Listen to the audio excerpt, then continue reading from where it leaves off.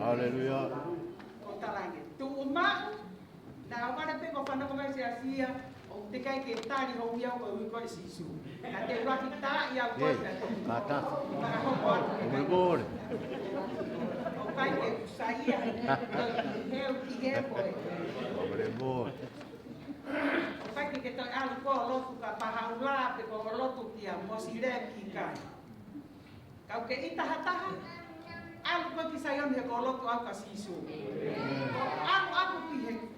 sai o ne ko ala ko si o ka tangata ke ita mata kai ke au kia ko ku ha wa pi sai o ne o tua ko lo ki pa sisu e to na mo wi ke to o atu nga mo wi o ku ta mo ta se u ma mo si o mai o sisu ko me a flo ko to mo lo to i lo pe a we kakai o ku na pe he ho kai ke a to a le ia ka ko fainga to mo wi ko ne pa mai pa te nga knock knock ha ke te tala ko ha ho palo pare onde a pe ko no fore a pi ho ko a ko tala tu ko la we ha a po mo ki fa malo ka si su malo ho ke ma na ba mo wi mai ka ngalo ko tu o fi ha e ne le ma ke me a ko ni pe fo lo a pe ka te ao la ka nge ma te ia ki aro to ko to no ko pe ha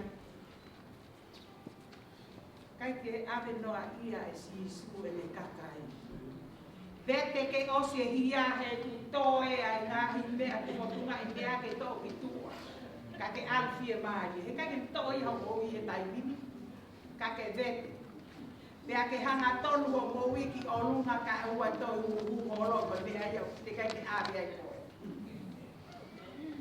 Pea koe mea na manatu ai tonga he lea te mau whae. Ai mea koe lea, koe whine motua na whanonga e ne whaarea ki whai whikau. Ko tala ki ilo i whahinga tonga mo isio sio re rei mai kau tala ka toka pau te kau ko na ki bo whae. Ilo e mea koe whai whikau, ko familia e o tua. Ko mo hoka ke mea maasila e uku ia. Ka ke ko pepea e taimini. Ia no aho totono. Ka tu koe wha tu face holo ka ke ita he whai whekau. Pe whai a whai aho mo mea ko ma mea ke hao tā kua ki ho mea. Ta ko ko ita loto ke whekau. O te alo e lahi e mai. Pea pea ana i mo o ko e tala ho ko whamai ke tau whai whikau kono le si tangu tuatu. Mari e. Tu koe tu feisi. Ke ilo haku mari. Ka tā maha taha me siasi koe. Tapune e telefoni. Iyo. Ka tohi maha whine motua me siasi koe ana ke te whai ko. Mea pe whai ko te hoi atu mo whewea. Ko mau tolu en mau saipe mo mau turi. Saipe tau nofo pehe olo. Tala noa pehe ofa. O te tatara no ko ngai ko ngai ni lo ko o te tano fo tu hi foi ka whanoa ko mari ko talani ton ke tu ha mu wa mo ha si e tai lahi ka ke mo no ka ko to ye ma no fo pe ya veo var ko si o mai a petia ko turia ko a ke ba ka to pe alo ai lo tu ke mo o to e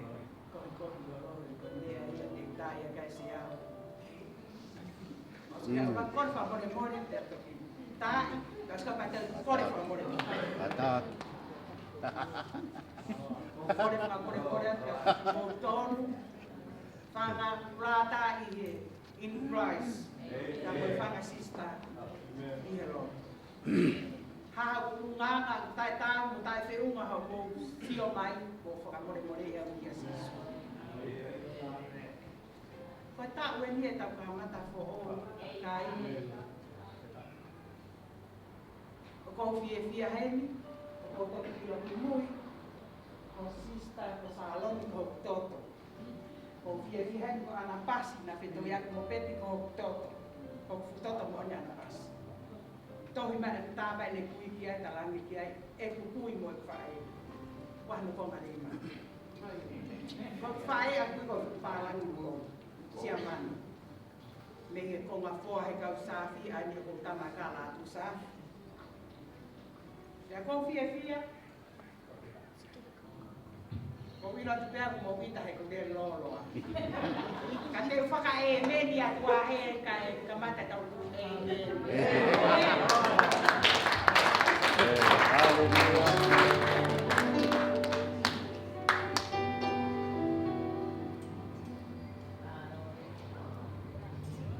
Aleluia. Amen. Amen. Amen. Of tae keiki ko ia Tari fia ki mo tolu he Jeff Cohen ki o mausai o ne. Father's house he Jeff Cohen. Koe ai whare kūwhanga anga. Ko whina e te e ki. Ko whina e te e ki, koe whetu keke na tau ia he aha koeni. Ka koe tau lama mahi aha koeni, koe aha koeni whaagai ai. Ko ngau e kakai tangata ka moe kai kai i whewhine e o i Father's house. Pa mau a loto honga ia. Ko ia koe tuku ho mou taimi ka mou lama mai i he Jeff Cohen ki tau kaunga kau whata. Kai kato e mea, ka kono whakawheta ia pe e ko sisu karaisi. Ko ia e ka taki, pe ka mou lava ki o lunga ke tau mupa mo whawheta i he whiawhia. Hallelujah!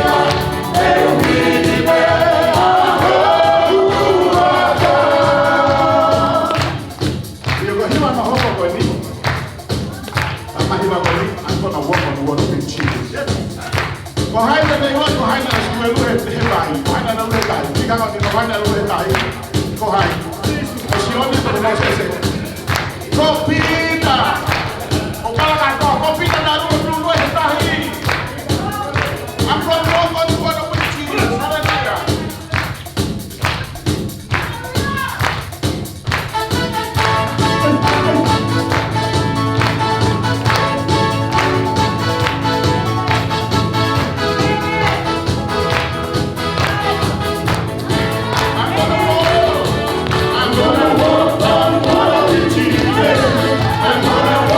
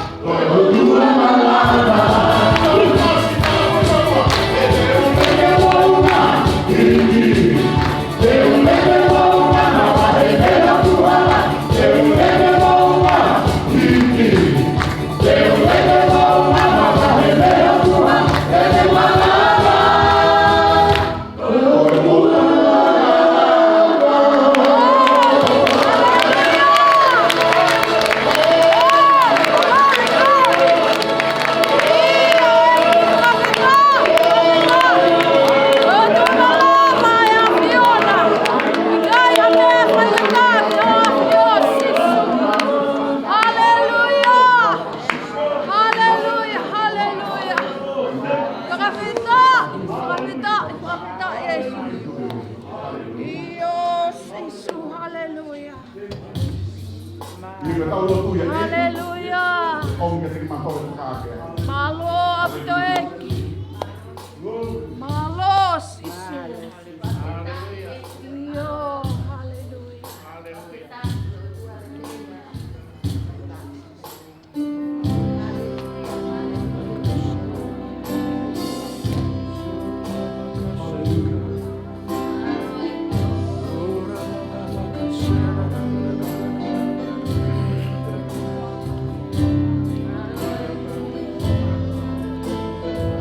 Malo iki. Malo cici. Percaya.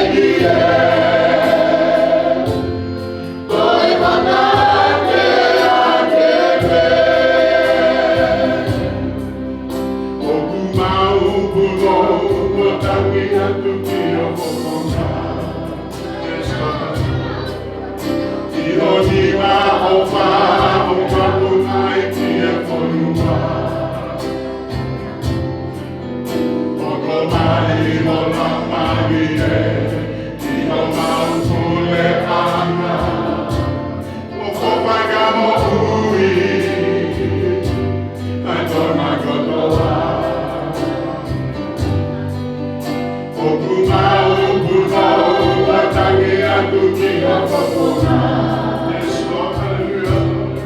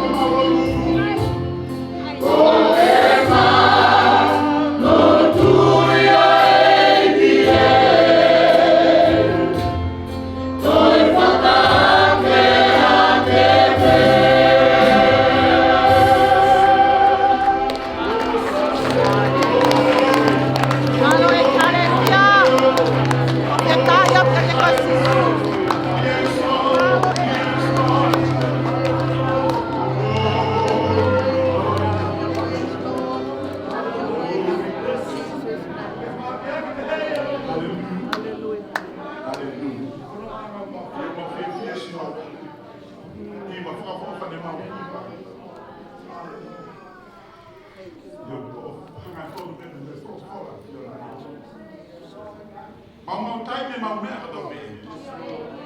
Ka mau be ka ke mau ta foki mau mai hako. Ka mau foka do ma. Tiga vile ki fano mai. Ka ta ma hiva ko ni si ho. Ka mau ta foki. Ka mau foka do ma ka ni ko fano mai. Ka mau mo ki ma do. Eki.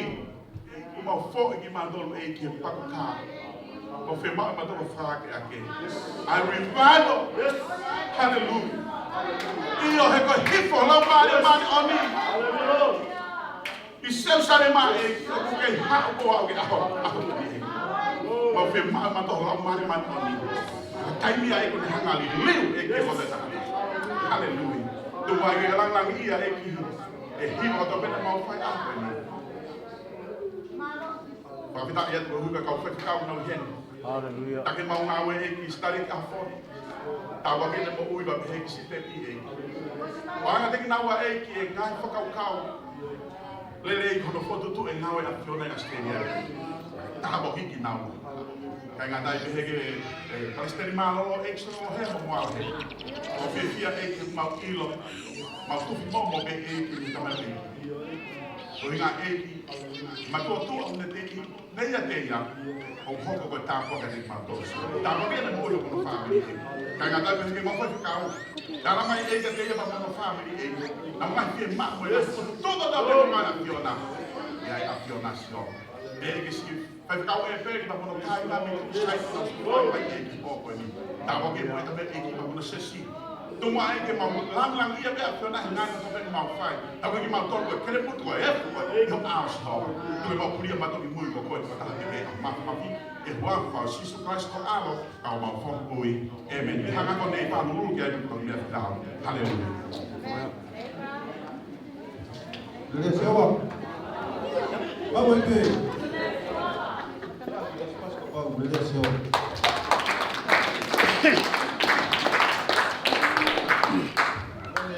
Iba pada tahu fasa kita tahu WCP yang dipakai. Cuma satu kawan Kristen kita mak kawai bai. Mak kalau fakat tahap. Atau lo fakat yang kesias. Kau kita firman siap. Yang kesias. Kau iba apa kita bai WCP. Kau firman kita tulis muito.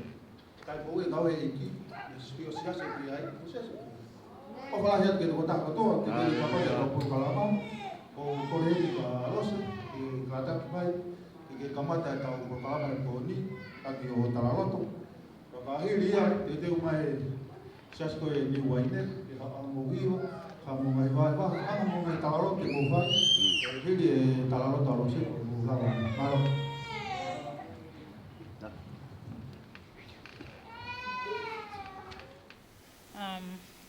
malo e lele e kai ngā lotu i pēa whiko e ni. Tau whakawhetā i pēki e iki. Koe tau mao hamo ui. Tau wau mai e whiawhi. Whakawhua whako e ni. Ko whakawhetā i pēki e iki koe o whanane whai ke e kumo ui. Pai ke ure au hafu kakai toko lahi pe heni. Topuha ke tonga. Si o alu ki Cook Island yo no foki ai. Fonue mau whae. Kamata e ta e ilo e wholofola. He mo ui mamani. Ilo pe ngā ue, pehe pe e au koe ngā ue pe ia aku. Pehe pe koe mo ui, koe mānawa pe ia aku. Nei kai pe ke u ilo e au, koe mānawa, koe otu ai. Kai whawhetā i kia si hoa wana ni o mai au ke whanua koe ni.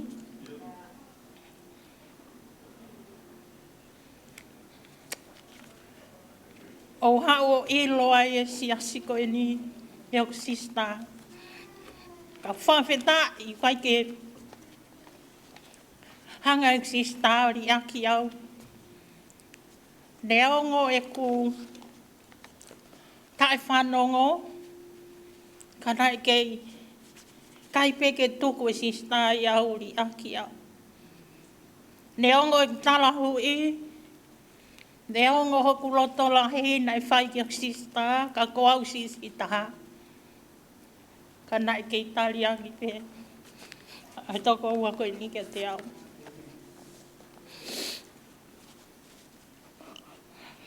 Ka whawheta i ko kutu uha aho peheni. Na ilo pēsi au ne momoala, na nāo mai ki kukailani, ui ke ua, na nā nofo moau. Na nā sio pē ku mo ui, ko e tuu pē pongpongi ko i ngā ui. Hau pē me ngā ue, na toki sio ki au. A pē pongpongi ngā ue, ko i anga ia ko e ku mo ui. Ka nāo whawheta i. Nā hau nā ku fia lahi nā nofu moau. E toi iai hao peheni. Hanga e siho wali liu e ku mo ui. O kai ke whakao whofa o tō pe mo ui he ako toa pe tono no whanonga. Ka kou ilo i kou lava lotu ke sisu he tai nimi. Kou ilo i kou puke, kou kaila pe ke sihowa.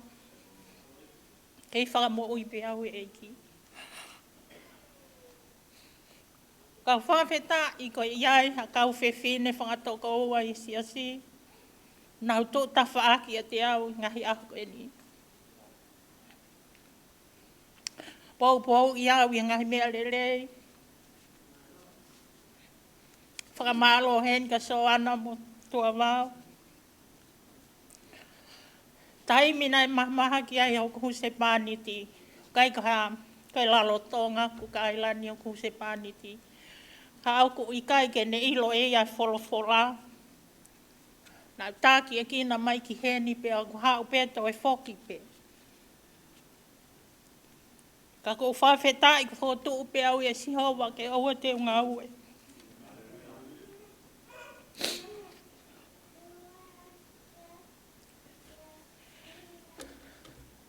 Whanonga pe ne onge vai e whanonga ka teu ahalu pe.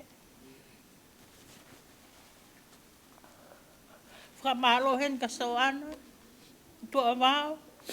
Lana tū tawha aki e taimina e whaingata i au se pāniti. E whare maha ki. Kai pehea te vita mulu isa. Lana tū tawha aki a te au. Toko ni o ki whamiri e mea ko toa pe.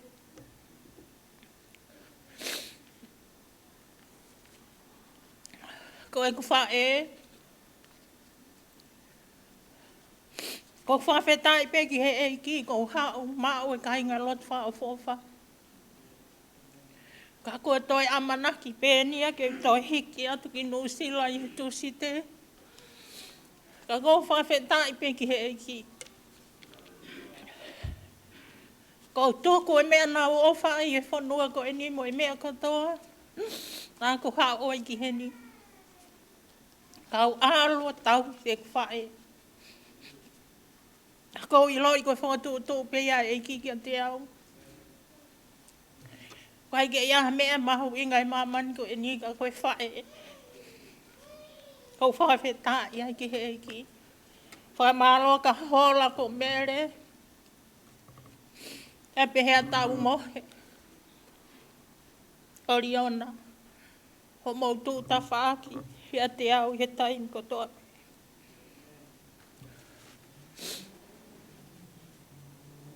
Ka kou o mai pēa ki whola ko e ni. Ke whakamonu ia ki. Hai kainga lotu. Pea whakamonu ia ki au e ku whanonga mo ku whae e whai tūsi te ki nusila.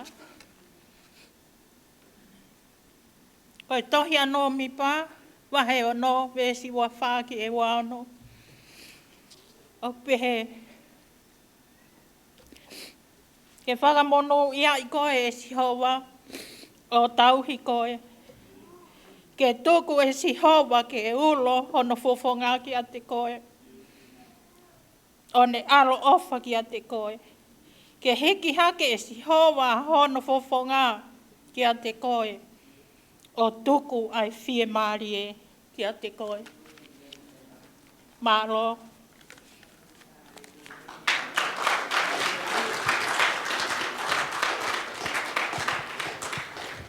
Mālo pito ka lose si wahe tāpuaki. Ka lele lahe iki. Ka te whalolo kore atu ka epeli. Ka wā mo ka inga ke mo kataki mai. O mo taimien. Mālo.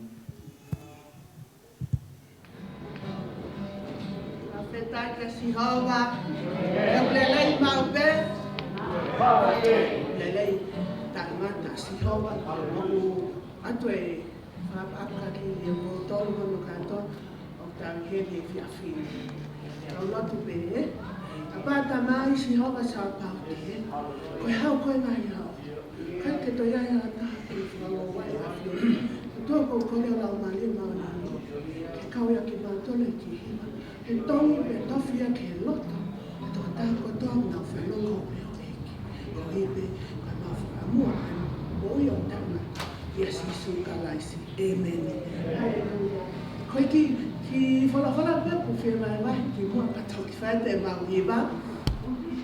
Ko ipe ke whakalangi pe a Sihova, tō tāpe hana hua whanongo. Yes, Isu kalaisi.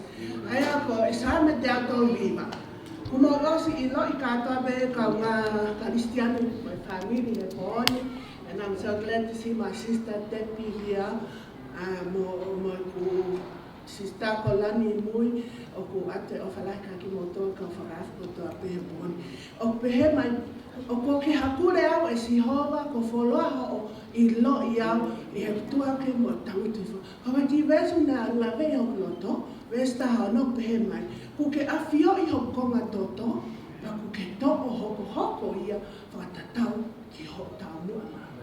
Ko ki vese no ku neu mai ka te au security for the rest of my life. He lai, a mai mena fō mai ai si asi, kai whawheta. Ko he whono whola peta, o kei ma ui ai, o au mai ki e fia fia.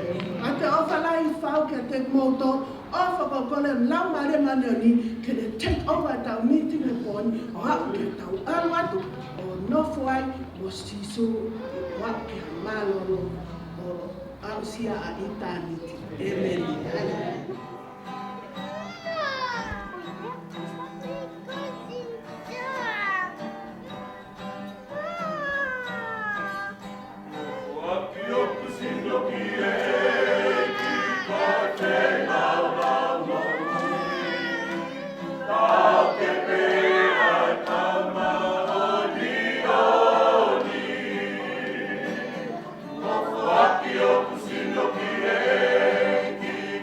Faith.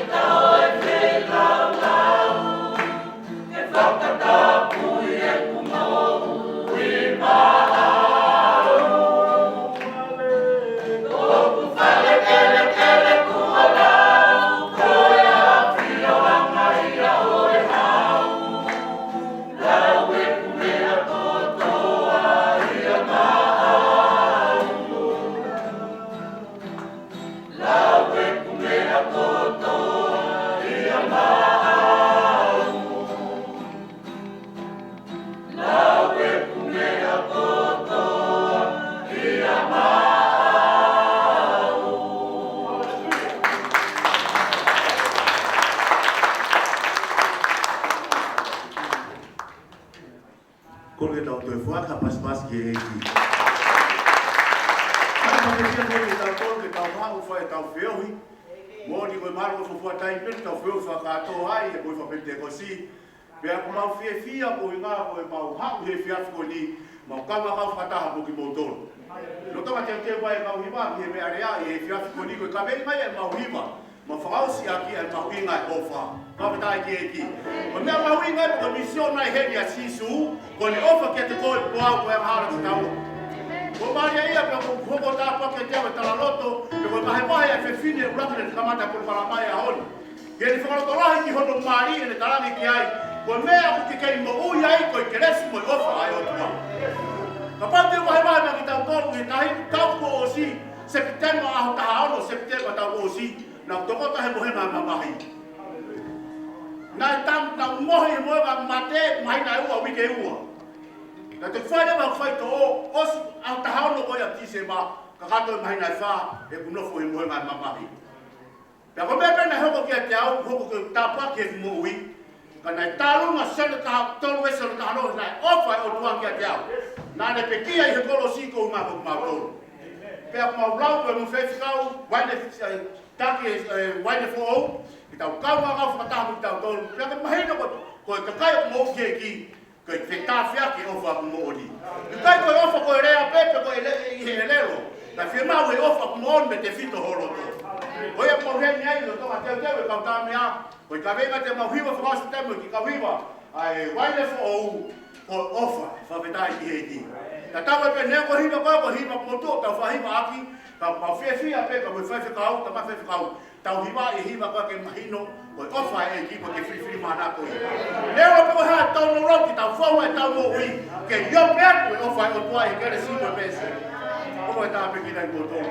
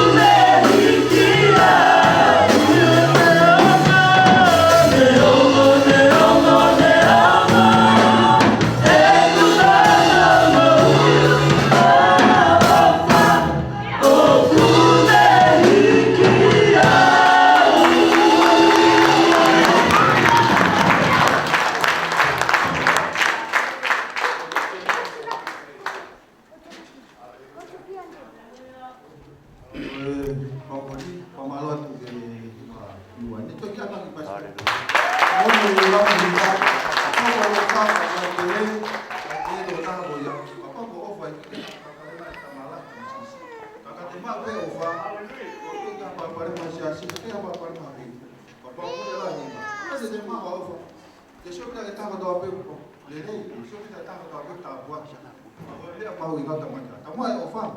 Pada tamu ay ofam Kristian, tu pulang kita mau pulang Kristian. Bukan mau. Itu balolo kepada pameri, kata firman hobat kalau kalau.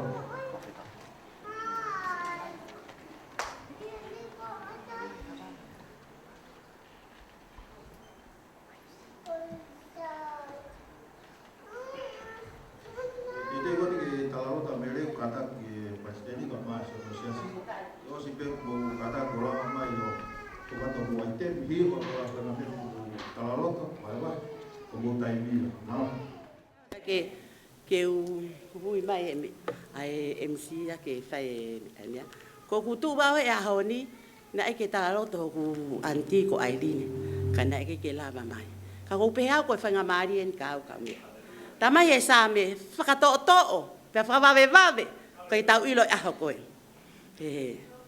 pe ko pe he ya na ko fa nga marien sa ia ke mai pe ha fa nga marien ma pe ko ke te ha me a hi ke lai pepa na fai fo ki time ko na hi lai pepa pa ko time ko fai ngawe pa pe ke ko le pe ke la mari ke ha pe o me o ko fia ke tai lele e fai fikawa son to va ma ka ma soan ka ma ko sione pa ve tai mo moana fai fikau to te pi ka ma stareki ko o fat ka ko e peri ka ma suria fo fonga ko to pe fo o lupe ka ma ka nga tu he pongpong ha o moi amanak lele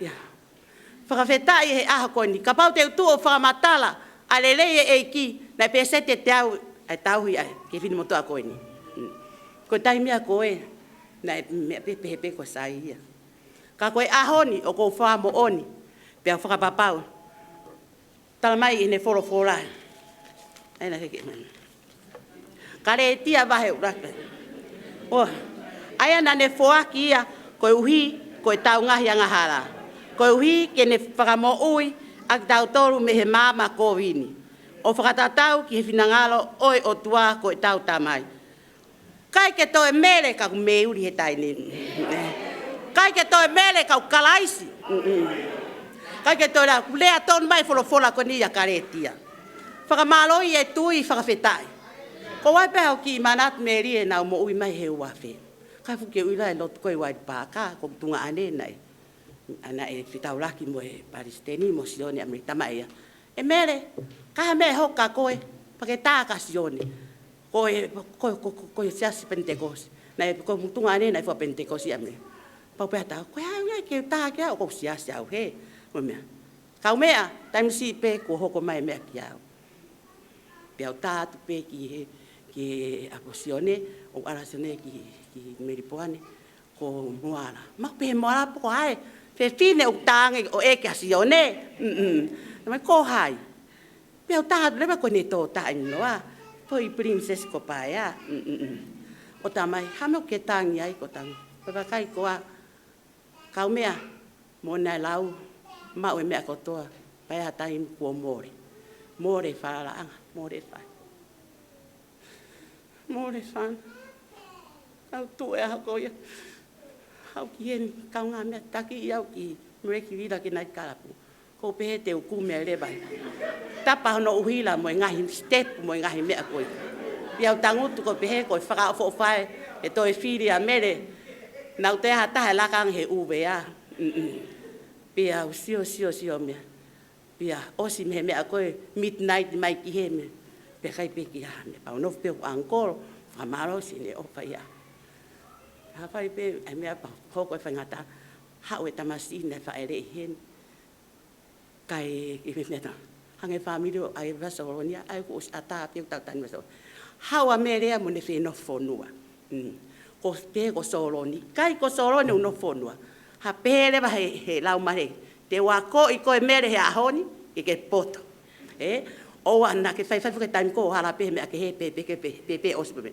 ke poto ona to ngalo ya te koe ya me ko pure tamasia ko ada ke heloya tama heloya ke kita me tama he me kamo ke tange ko tama o ke pate e ko pe ha pate e ko yo fo ke au pate e fai ko pe ha ore ke lo tu ala te vita a fanga hola o tau o mai ki ka sete whakaloto.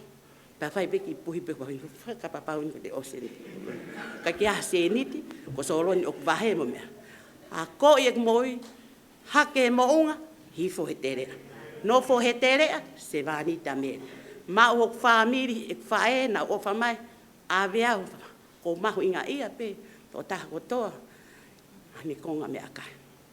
O whae ka koe paia pa atahate o whakanason. Whai whi hau ki whai whi kau, toko taha kotoa siasi, nei pehe mai ka mere. Taimi nai ko pata, Daniela, tuku ho ki he alahi ni manoa, kai tuku he hongo fulu mai wana hano tangi whare korwa, he, aha koe. Ko tea he aha koe, ne ongai pe, na wala he haa mo hea, o spia, pe mai whani, ko koe nai pe ikai, sange mo ui koe ni. He tae ngata sisu, pia tae ngata, pe kai peke toi osa sisu. Ta mai ka mau a sisu, milionea.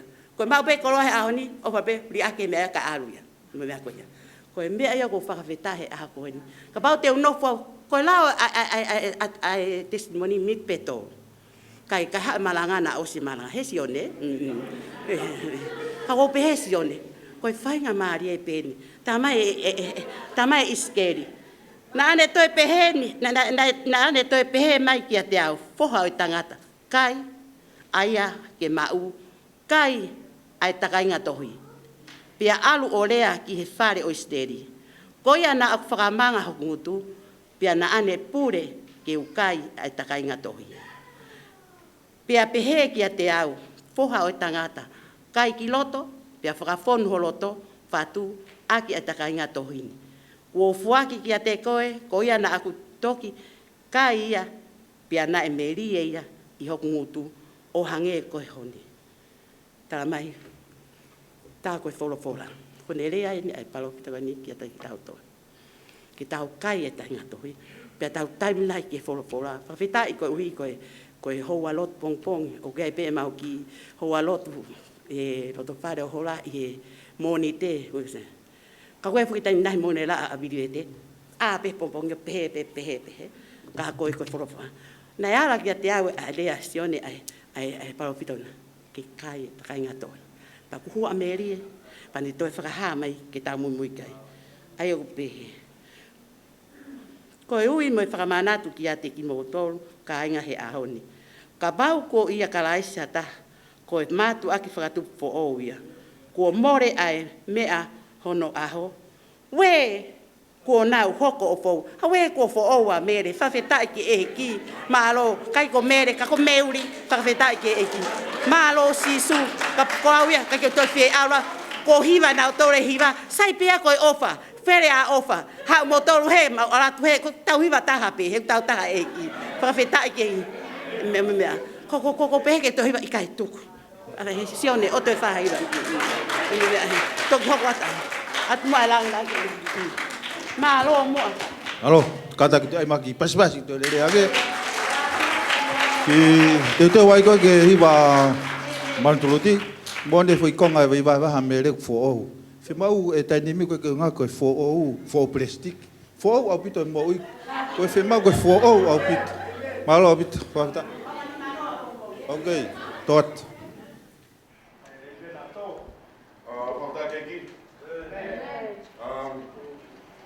Ready for que taha me pa e saso mansarne to e tama merita ko e five testimony face in Boboni.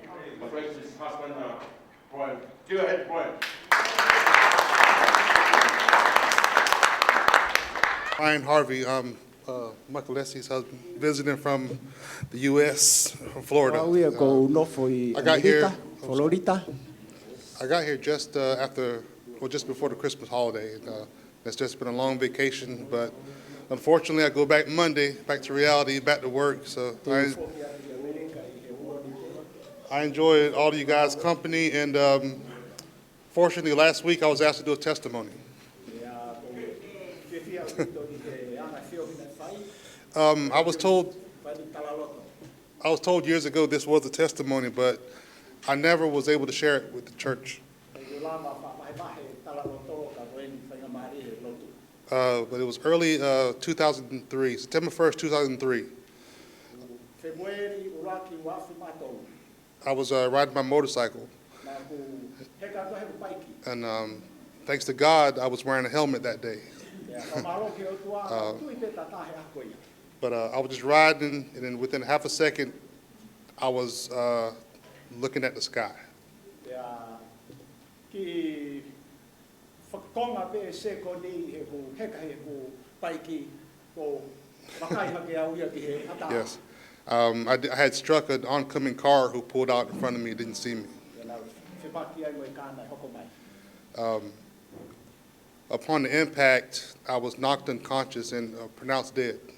ya me pehe pe bo smate au ia I he whipaki koni mo mea nere koni I'd never doubted God, ever. And this day, he gave me a glimpse of the afterlife. ya na I kai pe ke ui au ke o tua ka I aha ko ia na ni o mai ke te au ai ki I ata pe o mo ui kaha u I saw my grandparents, and they told me it wasn't time yet. ya whamaroi ko hi ko kui na na hanga o tara mai ke au ia Yeah. So, I had severe injuries. I was laying on the concrete, and I was coughing up blood, and I was scared. And I prayed, and I prayed, and prayed. Ke I lavea ko na hoki au e o mo na tasi ai ai toto ai ka na lotu molo At first, I was praying for forgiveness, because I looked down at my body. I saw no broken bones, but I was coughing up blood, so I knew something was really wrong, and I thought that was it. ya ko e lotu ia ne o na wakai hifo ke tafika toto ka I ro ve me aku o ko hoko ke a fihalaki I remember Jeremiah 30:17, sere mai a va he tolu ve so fu mafitu but I will restore you to health and heal your wounds.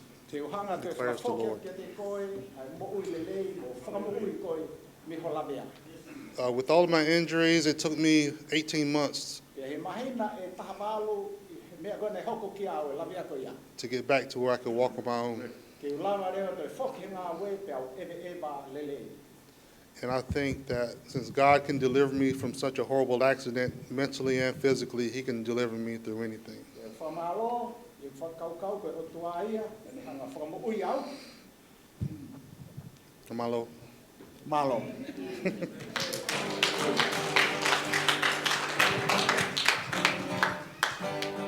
Eki o ko kore ke te koe. I ngā ko hiwa kon te mau hiwai. I o ngā taha te whanongo ki ai. Tuke ne tui ke te koe sisu me ne whakatomala ai. Me te whakamo ui mui ai.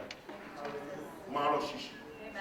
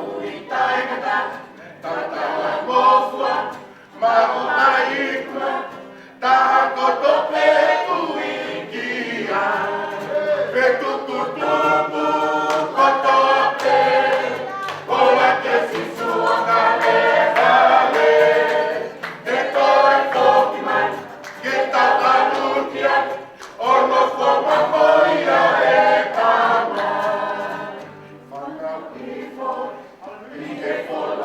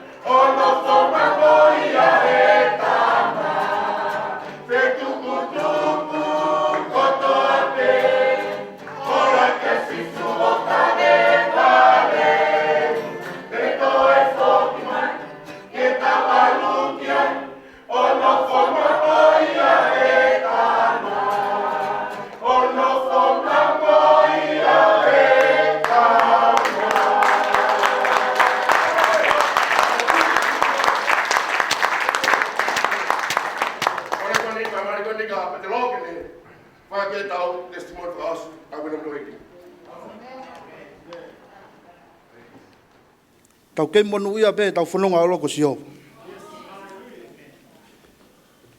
Tau ke whawhetai e ngai ko ni. Lau ati ki wes whawholaka ni ke whalotola. Wā ia palo we pahe tolu. Wes ni mamu e ono mo fitu.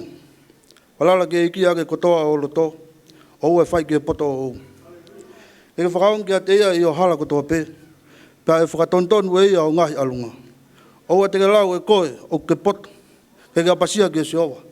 E mea kotoa pe. O toa mafu ku whawhetai ke te koe pōko ni. O whakalotolahi mai au. O koe ko hapore a tangata ka koe rea a whiona. Ke hoa tū me mua me eno whakamooni o whulofula. O whawhetai ka te koe o tua whakaivia au. Whakaivia mua whulofula ke urea ke whakatoko ua. Ta mai mo whae i e pōko ni. Ato whawhetai ka te koe o tua. Amen. O tupea whapapa ke ka whai whakau ko toa pe. Tuka whapapa ke tolu tahai o tua. Tuka whapapa ke ngai whae, ngai tamai. Pe ke whangatoko mo whatu whawhini. O whiawhiala hea puta tukumai whenga maari e ngai pōko ni. O whare lahi hea puta tukumai whenga maari. O si sio mai pēka kai tō lahi ena ka te au pe ko pete loe na yo. Hala au pito hio. Maari au puta hiwa na mau hiwa nai. Ko wafi a mamani. Wafi kakai ke ngai mea a mamani. Ko whulawhula motua be ko hau mui e pōko ni. I liwe o tua kulau maari au tanguti lalo. O ngoi ka te au. Ko au be ko ki tala wau. O ngoi ka te au e. Vai vahe whanga whaekun. Ai ku haia e wheso vahe o no ve sulaki. I ona tolu pau pe ono whare a. Ai whanau mu talango fua e ki o mou mātua. E ko hono totonui. Wapapa ki o tamai mo whae. Ko e ulak whikau ia. O ku iai ono tala ofu. Peke monu ia. Pea ke nofo fuoloa i mamani. Pea ko ki mou tolu ai ngahi tamai. O te mou whakaitai. Ho mou whanau. Kai ako ni kina aki. E tautea mo e waloki a eki. Amen. Whawhetai ke o tua. Ko tau mai ki ves wholawhola ko ni li liu ngai whakaukau ko mai lau maari. Ko tupunga ko ngai whae ko ne tala loto hi pōkoni. Ko whatolai ako mo tolu. Whakatoko ang whatu wawhini. Ko ngā au e hai whae, ko ngā au e whangata. Ka pana i kai e tamai mo whae, heke ke tawa o mai tatoro ke pōkoni. Ko nau toko naki e aho mo i pō. Taimi o kula ai whangata. Ko whangata ko nei tō i tonga. Kai ke uilo au kua hatu kata te mao aifu.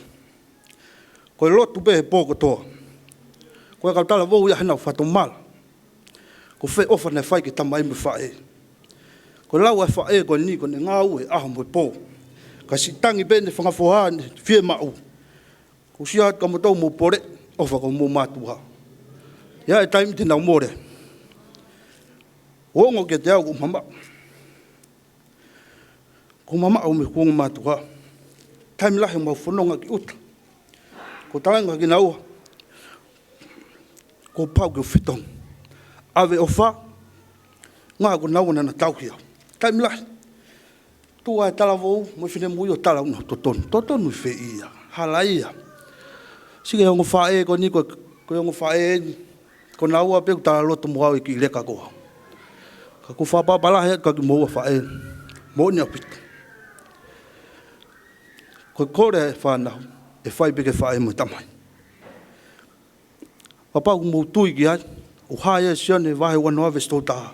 Ka ku to ye e mo tui ko sisu ko misaya ko ala o tua pa e mo tui ke mau mo yo no wafa. Ko le rei tahai. Pa mo tala ngofua ko mo tamai mo whae. O lau ai fulfula e feso wai no tala ofa. Te ke mau ai mo i fulong mo i tangata. Ka pau ka mo tui ke fulfula. Mo vivili. Hai ai sea wani minima feso no mo fitu. Vivili ke ki lo tonga wala mau. Ui ka te lo tonga ne ki ofi. Ke lia ke anga ala no alunga mo takata ko ni ngai fokau kau kaka. Pa ke ofi o tua pa te ndal ofa ke te ia. Pa fitai ke ki. Amen. Pa fitai ke ki. Talaro te tapua ki whahe toko ua koe ni. Koe te whalolo ko rea te ki mataapuri ko sone maafu. Ki kataki maa hoko te talaro to hoko. Pa te te umai rewa e hiwa tapriu e maa. Tau mi osi toire kape. Tau toire kape poni. Ngahi wahe tapua ke poni. Kamata tau e sipiu tala mai whakaake ake. Hau a ni waine ta mai ofa. Hau e da man tuluti. Nau ta mai me te whikau fo o eta. Whimau ki ha? Whalau fo o. Ka pate tau mai tolu ko ni koe karistiane mo ni. Whimau ke tau ofa, lo tonga ofa whakake ake bea. Whamanau fo. Koe whanau fo ko mea mahoinga taha ia. Ko ia koe pore ki tau tō karistiane he pōko ni. Ka tau mātu kua, whimai tau muke whanau fo. Ka tau hoko koe ha, karistiane ka kata. Kei taimi koe ko korat ke toko koe ni. Ka taki mai o whakau koe talaroto whakaosi. Pea hokato i pe WMA, Father's House. Ko mbou fo i ITMB pa tau toki wat. Malo.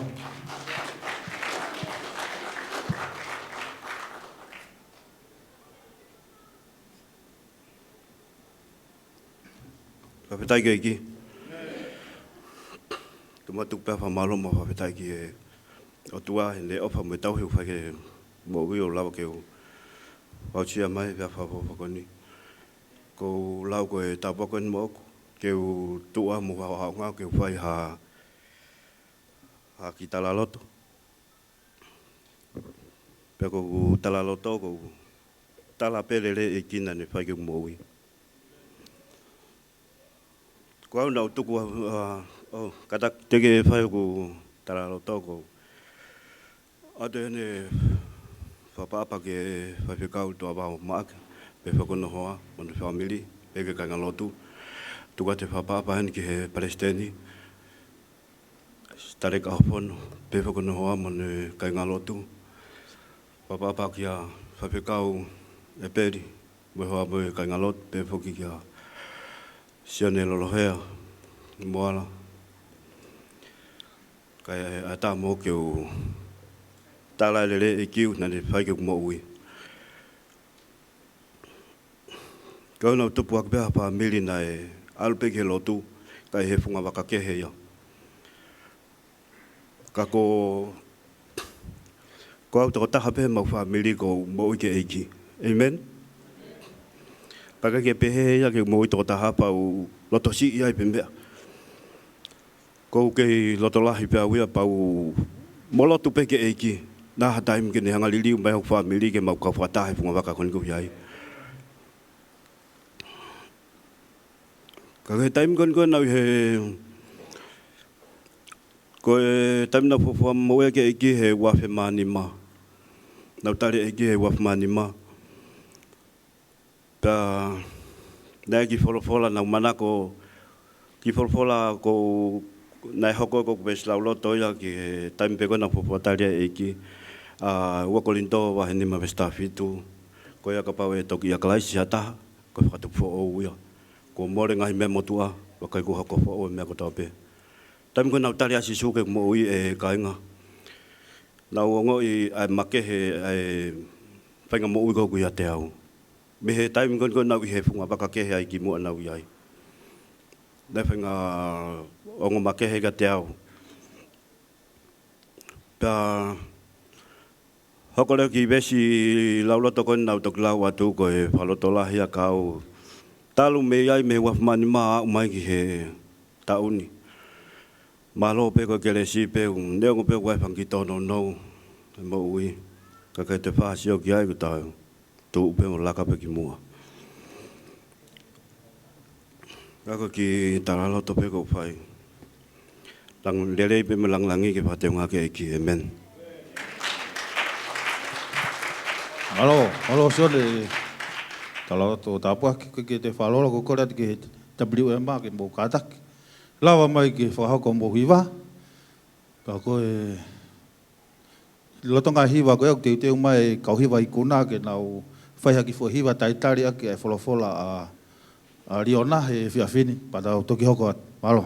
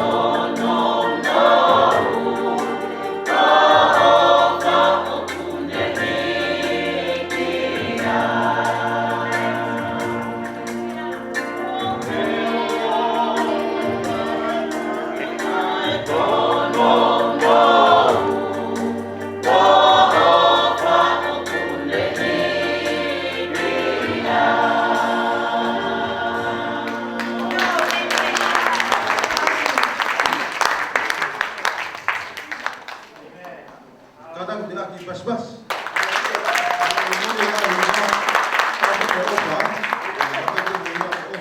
Koe ai proklama he poni ka mo fatonga. Kamata ai ofa fa osen. Ke kalistiane ke ma o mea koe ofa. O ma koe ofa. So koe fo di bande u. E ka proklama he poni i he ofa. Ke mo i kalistiane. O ke e ofa. O ke e ofa. Ka kai tare ki iba i kuna. E na bai ki fo i iba. Ke te te malanga di ona. Malo.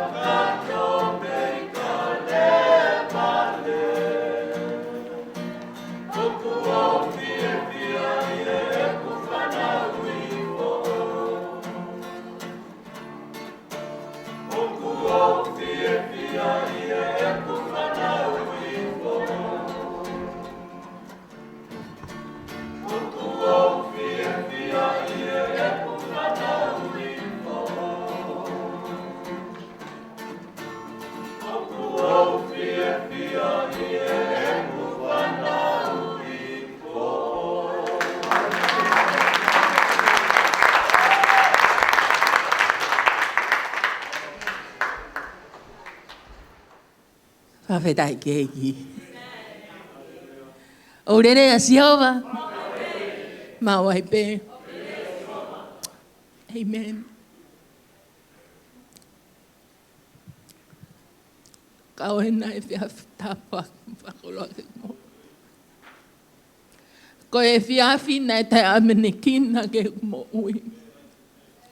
Kai whawhetai. Ko e o tualahi o ko tauhiki ai. O kaua he whiawhi koe ni.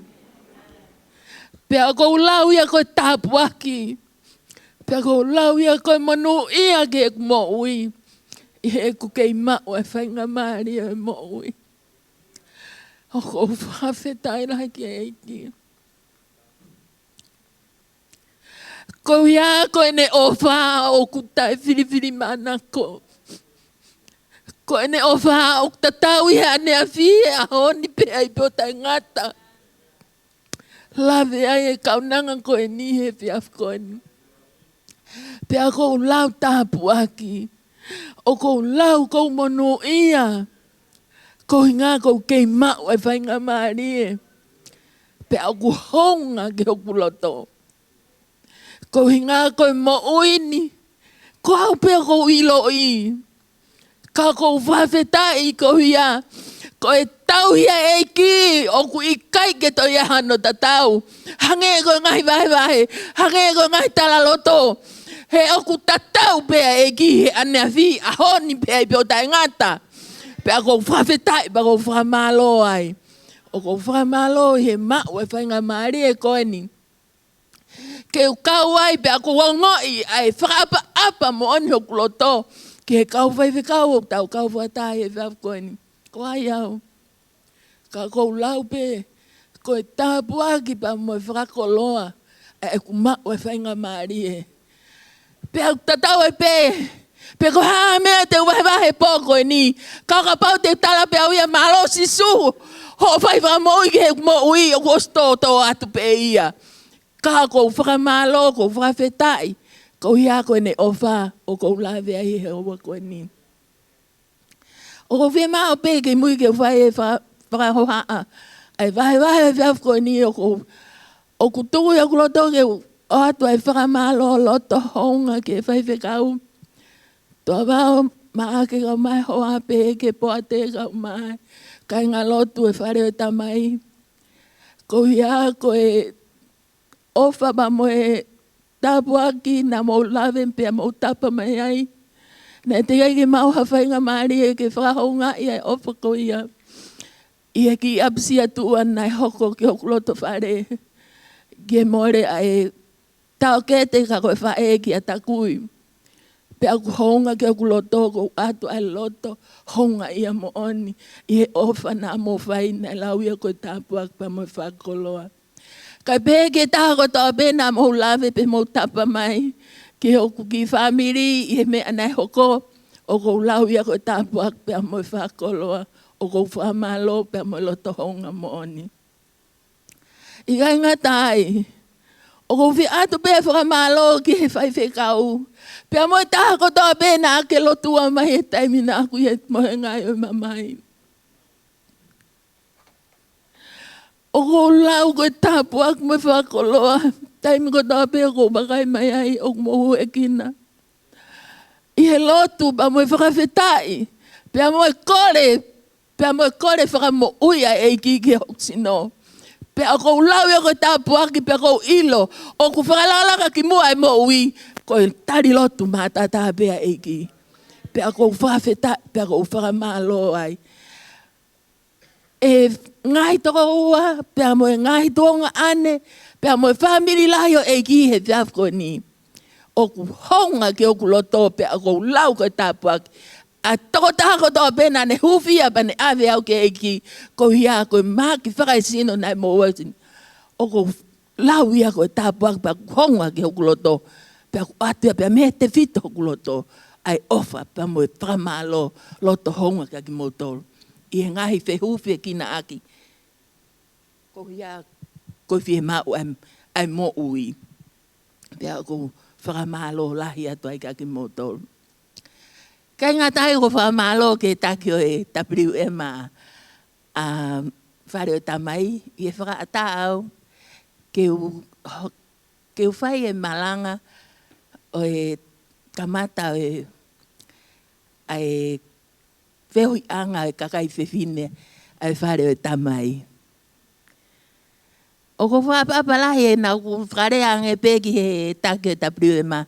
I e whanongo peko whaiwhekau maloloson lolo hea ku malanga i he men, pautalange. Ko sayang e peke u malolo, kai tuku ange peke whahoko pe e whaiwhekau son lolo hea ai malanga o poko e ni. Pea loto lahi mai pe ho ai take tapriuema. Ke uha o peko hape mea tuku hoku loto.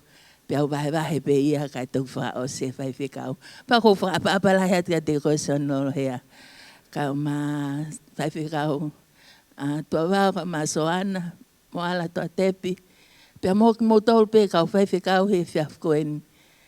O ko atu e ku whaapalahi ka ki mo tolu. I he whiafkoeni. Koe talo e kamata e wheo he whiafkoeni. Pea mo ne lawe i pe mea tuki o kuloto. Ke whai ai wahe whiafkoeni.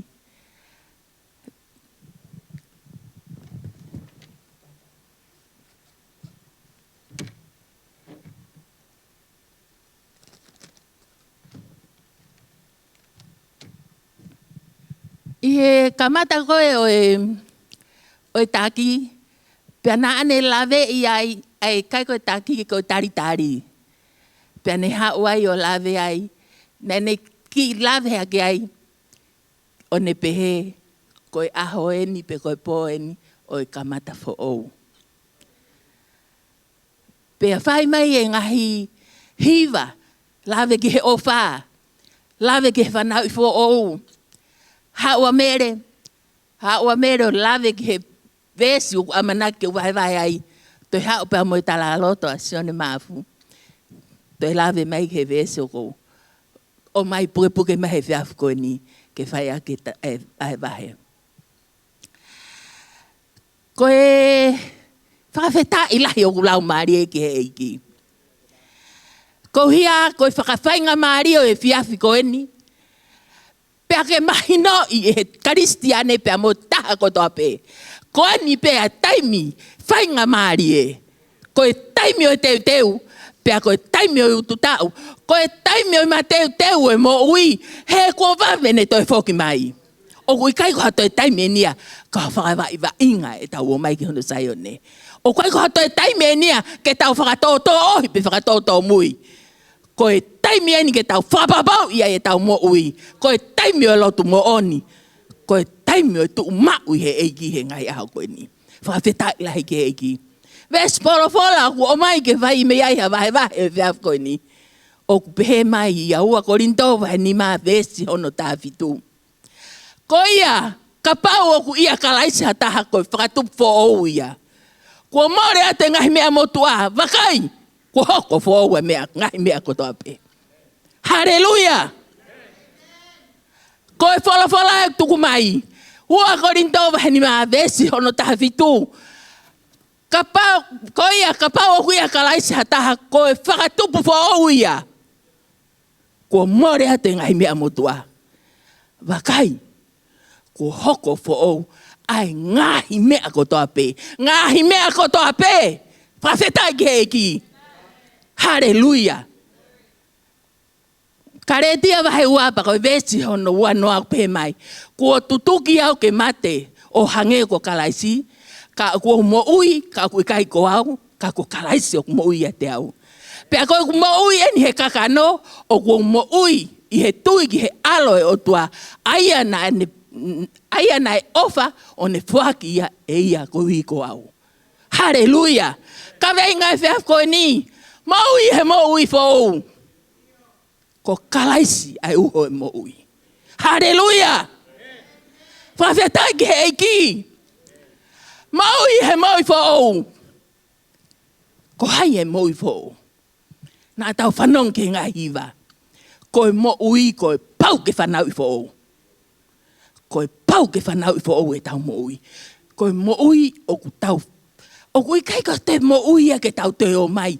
O whakawaiinga pe ko ha mo ui ko tau o mai. Ke tau te whakape e tau mo ui e ngai a koe ni. Ko e whakapapau e tau mo ui o tau mo ui he mo ui fo ui ngai a koe ni. Pea ko hai hono ho ko kalaisi ai uho e mo ui. Hallelujah. Whawhetai ke eiki. I he kulawe koe huinga koe tau fo o weni. Pea koe kamata fo o weni he polo kalama e tapiri e ma. Whima o ke pau e mea kotoa. Hallelujah. Amen. He kutala mai e wholofola. Koe foi mea ke tau whatonga i he. Rea koe ni apostolo. I he ne rea koe ni iaua koe ni tohu tala mai. Ka toki ia kalaisi hata. Hallelujah. Hei, family. Kristian he whia koe ni. O kutala mai he wholofola. Ka toki ia kalaisi hata. Koe hae mea hoko. Whakatupu fo o. Amen. Ona ke pehe koe te ke hao pehe pe nofo noa pehe sai o ne. Pe te maua i hawhanau fo o pe maua whakatupu fo o. Mole ke mamao. Tala mai he polofola he whia koe ni. Ka toki ia kalaisi pe hataha. Hallelujah. Whakatonga i e mo ui koe mea ene ua tala mai he konga ura ke ves koe ni. Ka toki ia kalaisi hataha. Pe koe mea rewa e hoko koe whakatupu fo o. Ei, tapriu ema. O Father's House, pero Mount Zion, pero New Wine. Koe tau eni whawhau e mo ui. Koe tau eni, pero koe taimi eni ke kamata whau e mo ui. He oku ha, ka toki ia ka laisi hata, koe tapriu ema ia e hoko koe tāpua ki. Oana ke pehe koe te ke pehe te ke tae ia ka laisi, pea ia hawhanau i whau pe kuia hawhatupu whau. Koe mo ui, koe pau ke ia kalaisi. Hallelujah. Koe tau mo ui, koe pau ke ha ia kalaisi. He oku ha, turi mui mai ai e pehe mai e whorofola. Ko toki ia kalaisi hataha, koe whakatupu fo o uia. Hallelujah. Whawheta i lahi ki he eki. Hei kai ia whakatupu fo o uia. Ka pau hei kai e tau maua kalaisi ke tau mo ui. Whakatoka ngā iangi. Koe ki vese ni au manako ki hei taha kotoa. Pe au osi ilo i hei taha kotoa. Ka au tau whaiki ai. Ka au tau mo ui aki a kalaisi. More ke mamao. Koe ki au tau whakamau. Koe mo ui he tau ia kalaisi. Koe ki ha mo ui whakamau i he tau mo ui a kalaisi. Koe tau mo ui a kalaisi. Oku tau mau e o wha koe ni na tau hiwai. Koe mo ui a kalaisi. Oku ha ui ai wheo fofani. Oku iai ai koe i. Oku koe mo ui ia e kakai oku ia kalaisi. Koe mo ui oku tatau pegi he tākotoa. Te uofa atki a koe, pea te ke ofa mere te au. Pea tatau e pepe te uofa tapa ke whehia mai. Ka koe ngā kou ilo i au ko kalaisi oku ia te au. Te pai pe au ia e uofa ani koe na hiva ke kau pepe nei. Koe whaka amu ia e whiaf koe ni. Ke hoko siasi ko siasi oku ofa. Ko hoko siasi ko siasi ko whakataki. Ko hoko siasi pe ko hoko tapriu e maa pe ko mensi pe ko kakai oku. Whakatapu e nau mo ui e nau ilo e mea to ton ke nau whai he ngai a koe ni. Pe au tau whawhetai, pe au tau whamalo ai. Ko hinga ko rea mai ene wholofola he whiaf koe ni. Ke tau ilo i e mea to ton ke tau whai he ngai a koe ni. Kai ngā tai, ko e tāpua ki pe amoe whakapuripuri. O e vesi koe ni o tala mai. I he tau mau koe, tau ia koe ia kalaisi. Pea hoko ai ho tau whakatupu fōu. Tala mai rewa kuha. More ngai mea motua. Hallelujah. Hei, ko tau te whaingata ia pe ko kei o mai e ngai mea motua. Ke tau pataholo ngai aha koe ni. Ka pao rewa ku whau e mea kotoa. O whau ho sio, o whau ho laka, o whau ho rea, o whau e malanga, o whau e mea kotoa pe. Pea oku lelei ai pe mea kotoa pe. Ka o ka pau te ke kei hau pe mo moi motua. Koen ko tala atu hei kai pe ke iai. Tala mai.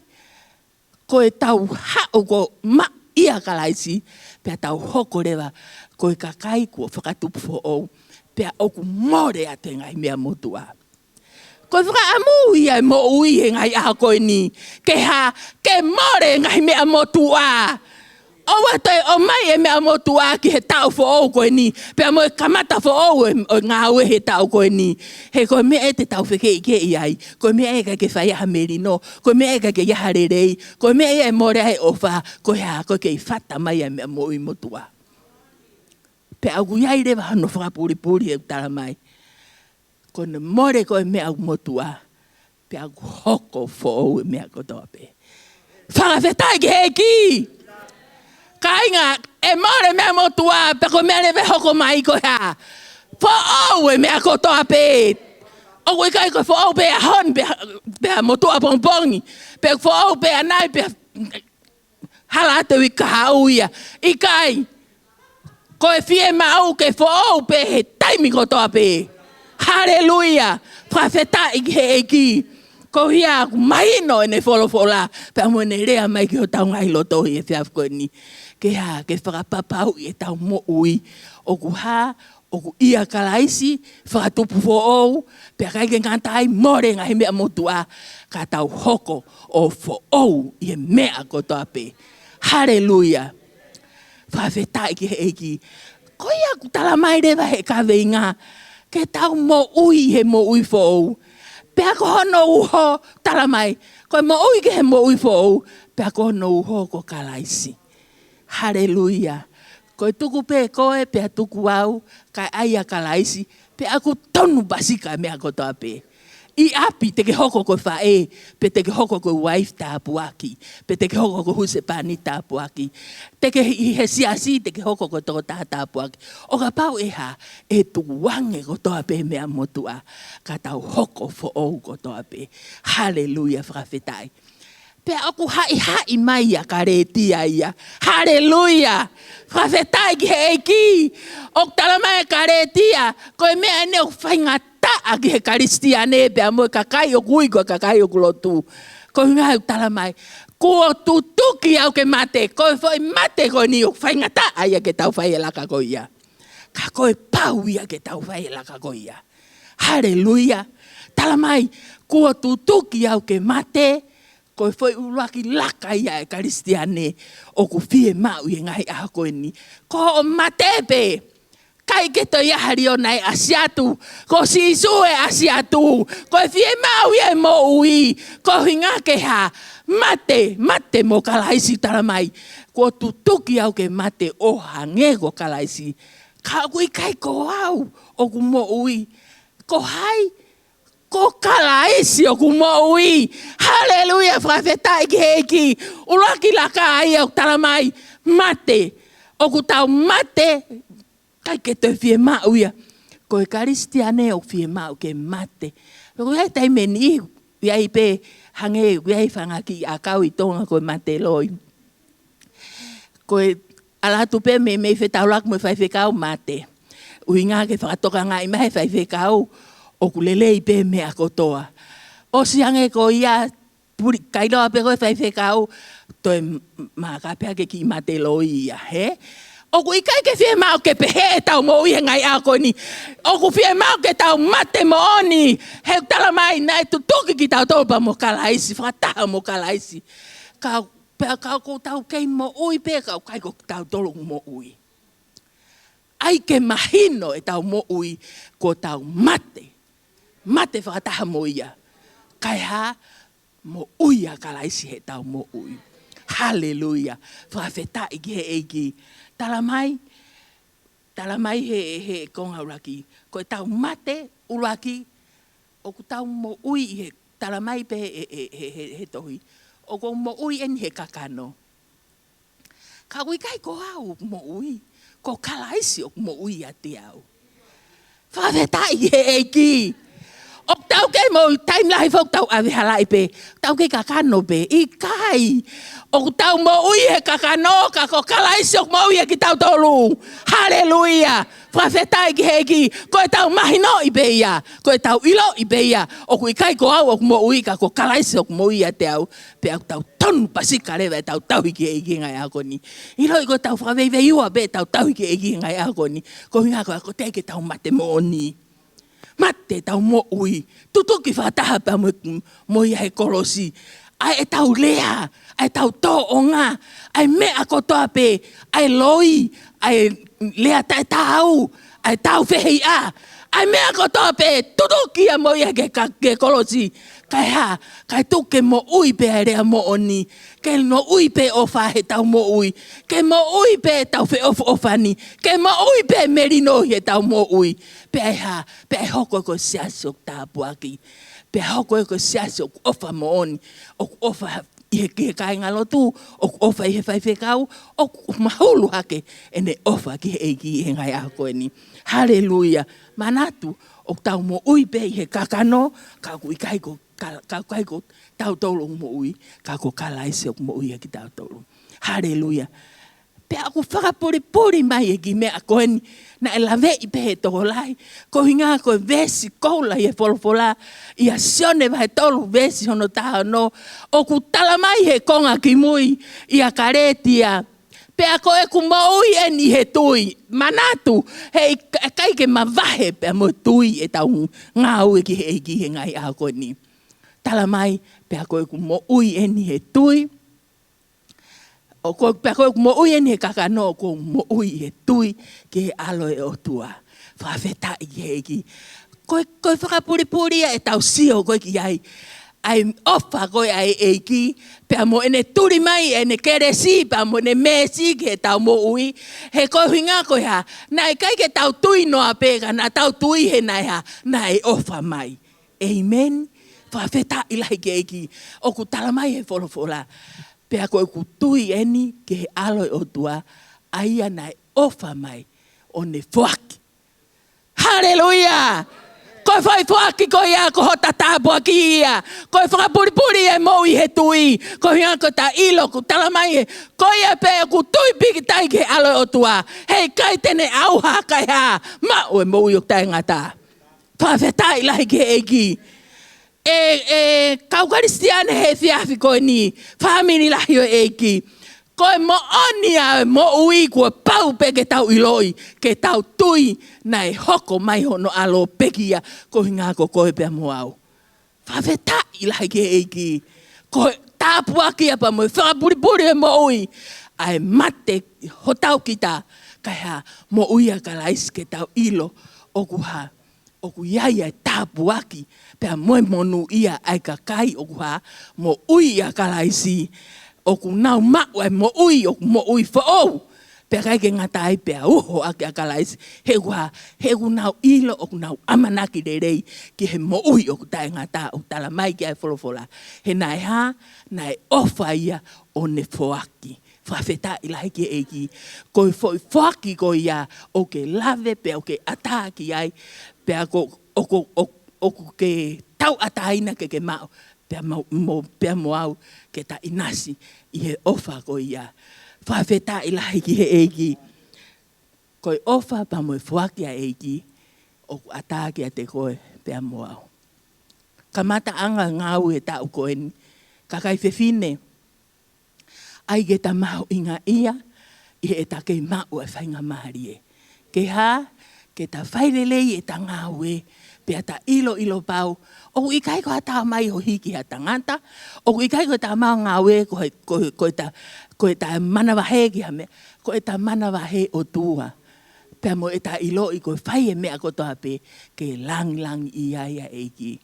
Pia kai ke ngatai mo ta ilo hange ko e wholofola e whiaf koe ni, ko e ta mahino i pe ai ofa pa mo whake a eiki, o ke lave pea o lave ai, pea whie mao rewe ke ta tuu mao ai he eiki e ngai aha koe ni. Ko ia ku pehe pea ki wholofola, o puepuge mai he whiaf koe ni, pea tatawai pepe koe ha o mea mao atu mehe ki wahe no e whiaf koe ni, ka o kou lau pe koe tāpuak pea mo e whakoloa, ko ia ko ne wholofola tala mai. Ko ia ka pau o ia ka laisi ha taha ko whakatupu fo o ia. Ko more ate ngahi mea motua, wakai ko hoko fo o ai ngahi mea kotoa pe.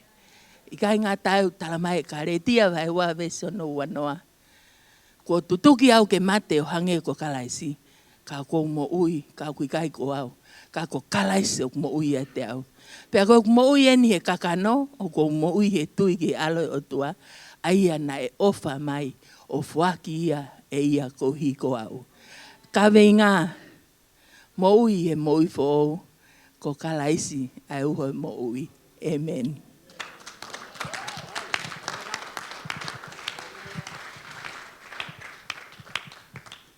Kada kita ki aha ki pasi lele ange. Balanga tapua ki e fiafi ko ni.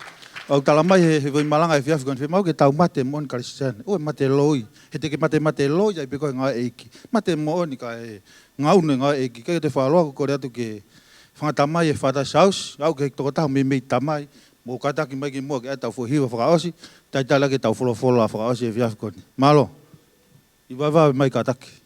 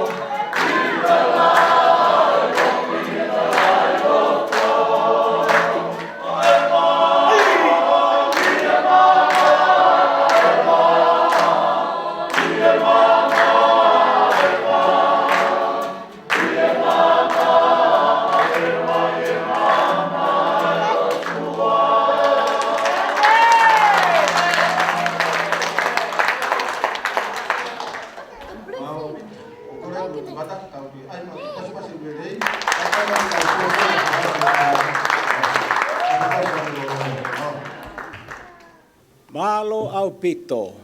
Fewe kata ki mea ki olunga kata ki whawhao kata to hoko atu.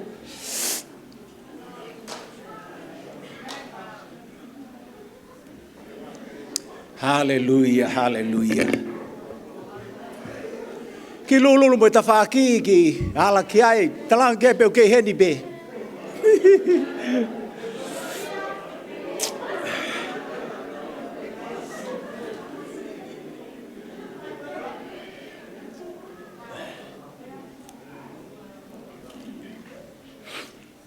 Malo opito. Ko tau whanongo i he wholofola whakaufofa au pito. Ko ilu pe koe pō endi e mātua tangata mo i ka kai whewhine. Nei hoko mai ta mau eke ne nai o vahe whela vei. Pia mo i whanau.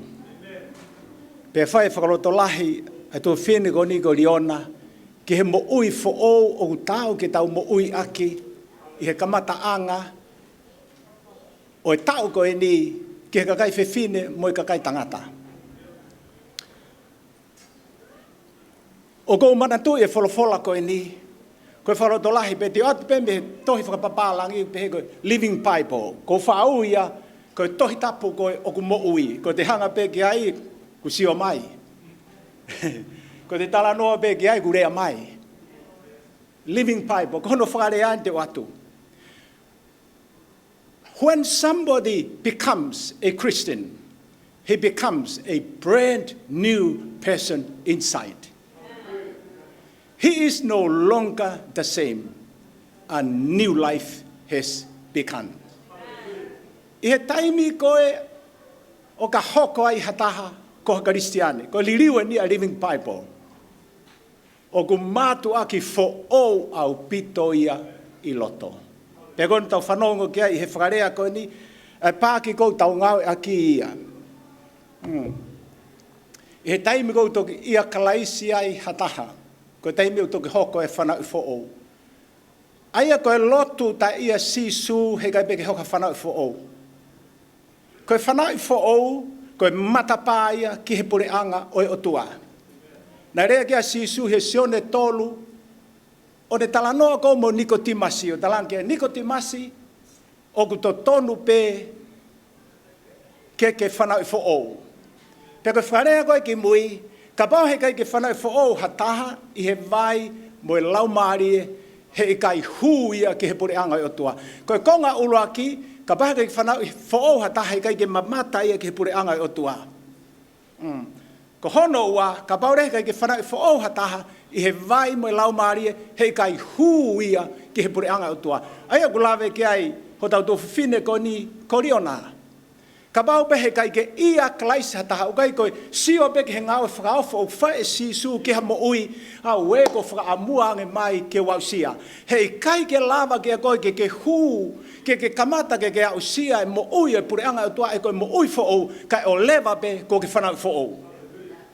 Ai ko whanau fo o, ko pau ke whanau I koe wholofolani ko rea atu koe vai, mo e laumari o tua o kune tongia holoto, o kune lave I koe, pea koe ongo I kia te koe, o kune lavea, o koe ongo I malo, mo e lahe ofa o tua kia te au, o whia mao kia te au, kia uta foki, au ta ui ia, koe whato mala, whia mao kia te au, kia uta foki o taria sisu klaisi. Koe ki wholofola ini o kou manako mau pe ai, whanga aki he ku vai vahe, ia kolose vahe uluaki verso o fulu mātolu.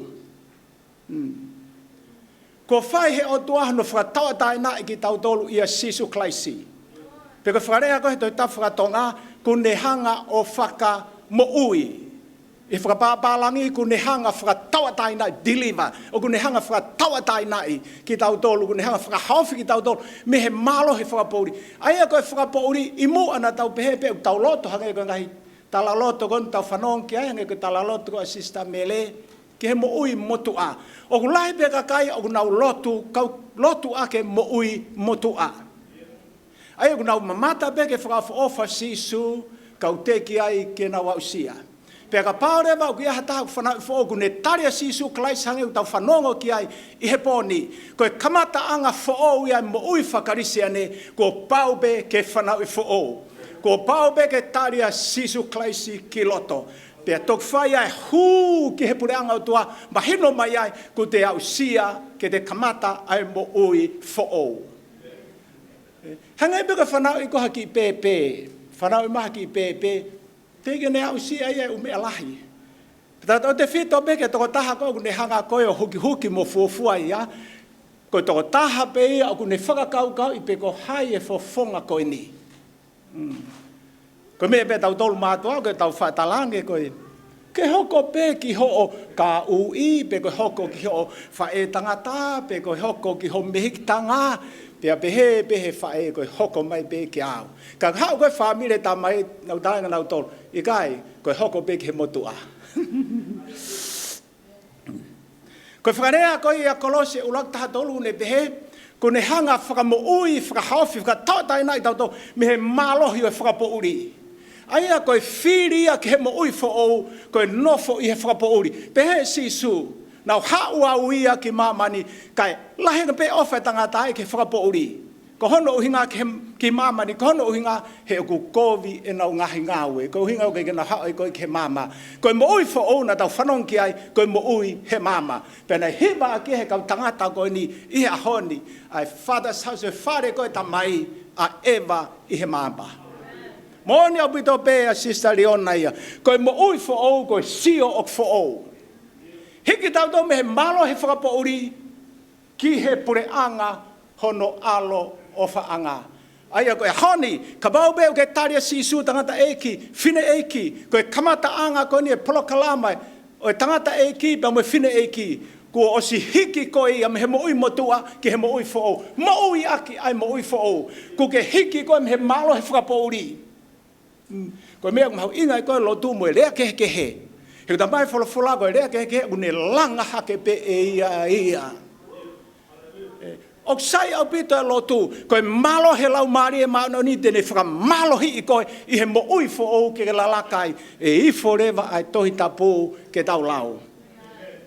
Pehe kai rewe te ke saia koe i he ri aki lotu, ko hono uhinga ko hau e tui me he whanongo, mo e whanongo ki he wholofola ai o tua. Koe wheitu upe au lahi tahai hono o te wholofola kia koe, koe hau ki he maunga keresi. Koe ai tangata eki, ka bauna ke wha manako heri aki lotu mo kumiha ngahi uhinga whaka tonu hia i aki koe. Au ea kunga ngaho ku lupa ke nofu pe koe tōmui me he ngā ue. Ko whalotolahi kia te kohe kamata anga koe ni. Koe mo ui fo'ou ka bau ke taria sisu klaisi o kwhia mau ke mo ui aki ai mo ui fo'ou koe ia. Whakahonga e ofa e o tuane ofa mai kia koe. Ilo i koe ku ke hiki koe me mo ui motua ke he pure anga o sisu klaisi. Koe o whia mau ke hā ke atakai, hange e peka kakai whewhine, o whia mau pe talanoa ke liliu, koe talanoa fo'ou. Ka koe mea koe iau, tau whihanga hangai pia mo ia, tau whihanga hangai mo ngahi ongo anga koe ne nima, ai ku hui koe whakapapalangi, koe 5 senses. Ko ho o, wakai peha fofonga ki ha mea, o ku hau ia ki ho atamai. Pea ka paha ke tike purei, ai mea ko hau ki ho atamai, koe whakakaukau, koe mea peia teke tui ki ai. Koe mea urea ke wholofola, lea whatata, o ne talamai ka teke tau tolu wa tolu veseno fitu konga ki mui. Koe whakakaukau ai tangata ko ia ai pe ia. Ne onga e tau mo ui fo'ou, ka kai teke lava pure i e mea kou hau ki o atamai, tene furihi e ia koe. Te ospe whakalau maari e mo e tau haleluia, mo e amen, mo e tau fia, mo e tau puna mo ha i whare lotu ko ta hupeki tua ko hui e wakai ho tau fofonga whanonga ho tau teringa wha ho tau nima nā mui ho tau ngutu ahi i whaia ke he tau sai ia hange peka tau tolu mātua nau whaare ak pēni hange peka he lotu o koe ni e whahau ke he lotu he taimi koe o kai ka nau whasai anau tolu i au, ka ko pe atu koe ha? Pe koe pe ni he lotu e kai ki sai au i ai. Ka hei lo puka mea unau kei hau ai, po hei lo ka mea po kei lululu ai mo o whātu. Ko hono hinga, o kai ke ui tau toro he otua ke tau sai ia hataha, ka une ui tau tolu ke tau ofa. He koe mea ia ilo e maamani koe, koe ka wako tau tola sisu tau hao whanongoa he lotu. Pea mo e whi ofa ofani, koe whi ofa aki. Koe pou pea mo e whakai ai, koe tāna ke atu pehe ko wongo i ke te au, o whakaofa ofa e wholofola koe o poni. Pea koe ai kau mātua, si tangata eki, si whine eki, alu mo e whakaukau koe o e wholofola koe ia. Ko koe koe o staria sisu ke ia klaisi. Tala mai e sione hene tahani ma, nofo ma ua ia klaisi. Owa hiki. Pea kumaka toonga hiki ia, mei heni, mei ho tau atamai. To kanga mua ki ho whakaukau ke purei. Owa hu mai whakaukau kovi peketari. Whakaukau e wholofola he poni, tari ia kia koe. Lea lerei akia ki ho whanau, owe whaa, ta fa ula u ki he motu a whakapaapa ki ai. Ai rea whakapaapa. Hange koe nga ko e palahame kia sela. A eko eiki. A we mautolu mātua tangata. A whewhe ia kakai whewhine. Amen. Koe tau hube ko ni a eko eiki.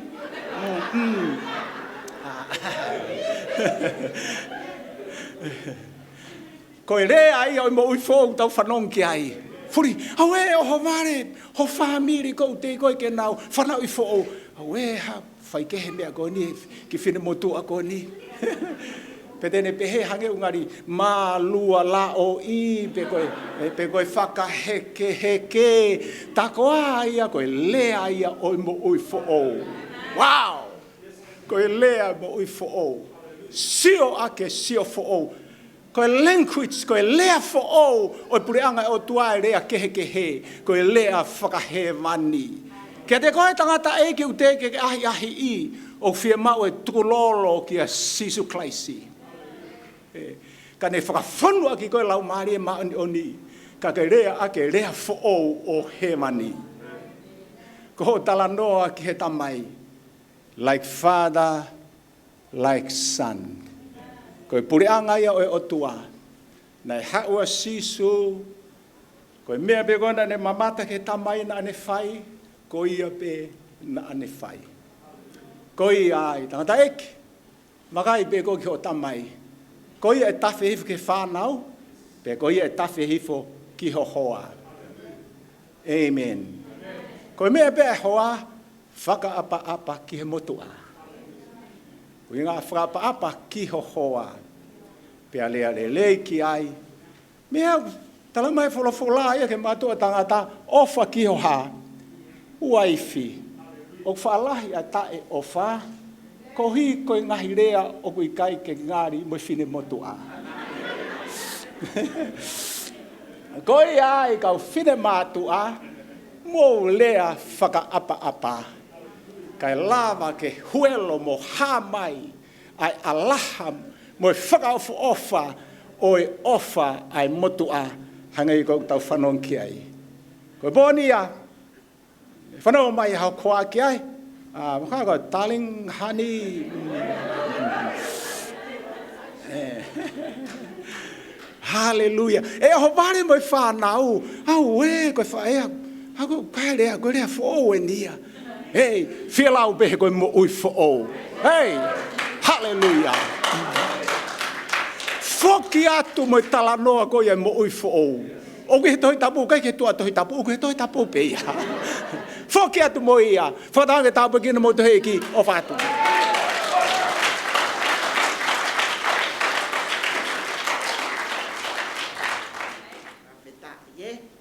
Mawhitai ki eiki ko tau katalawea he pōkoni, sai e katalawea he kwhai ai hono whakatonu ki tau tolu he wholofola ai o tua. Whakamālo ki ngahi, e wahe mo ngahi, tāpuaki, ki mua pe ke whai e tau polo kalama, nai omi pe lea e poto ia ki a te au, he wahe whaavesti, hono ua tolu he lea whakatata.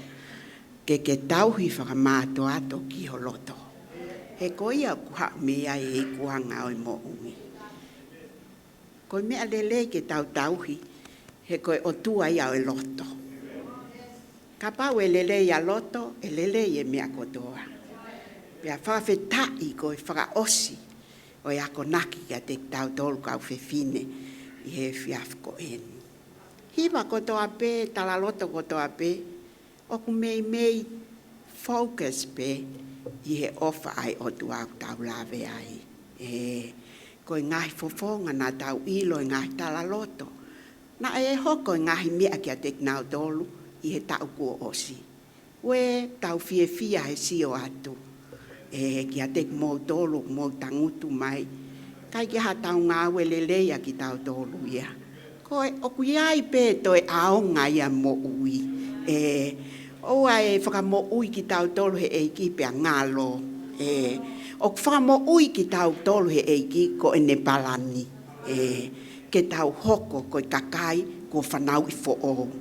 Ke tau toi whanau i mai, moha mo ui e toi whanau i fo'o.